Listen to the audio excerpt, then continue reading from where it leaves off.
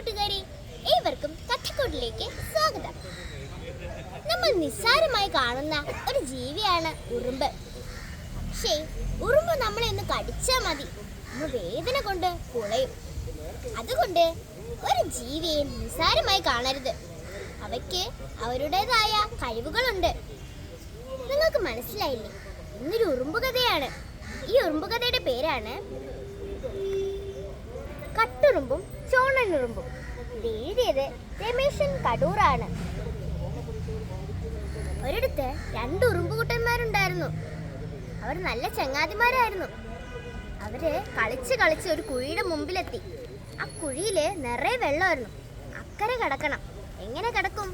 അപ്പോൾ അതുവഴി പോയ ഇളങ്കാറ്റ് അവരെ സഹായിച്ചു. ഒരു ഇല പറിച്ച് താഴേക്ക് ഇട്ടു കൊടുത്തു. ഇല കടിച്ചു വലിച്ചിട്ടും തള്ളി നീക്കിയിട്ടും അനങ്ങുന്നേ ഇല്ല. അതുവഴി പോയിട്ട് തിരിച്ചു വന്ന ഇളങ്കാറ്റ് ആ ഇല എടുത്ത് വെള്ളത്തിലിട്ട് കൊടുത്തു. അതിനുശേഷം ചോണനുറുമ്പും കട്ടുറുമ്പും കൂടെ ഇലയിലെ ചാടിക്കയറി. എന്നിട്ട് പറഞ്ഞ് ഇല വഞ്ചി തുഴഞ്ഞു. അതിനുശേഷം അവർ അക്കരെ എത്തിയപ്പോ അവർക്ക് വിശക്കുന്നു. അങ്ങനെ ഒരു പരുതി നടന്ന് ഒരു വീടിനുള്ളിലെത്തി. വീടിനുള്ളില് ഒരു പഞ്ചസാര നിറച്ചൊരു ഭരണി ഇരിക്കുന്നു.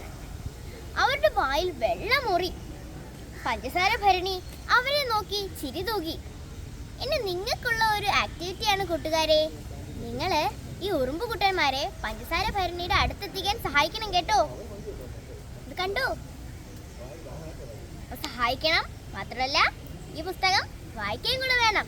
പിന്നെ ഇനി ഉറുമ്പുകളെയോ മറ്റു ജീവജാലങ്ങളെയോ ഉപദ്രവിക്കേ പാടില്ല. ബൈ.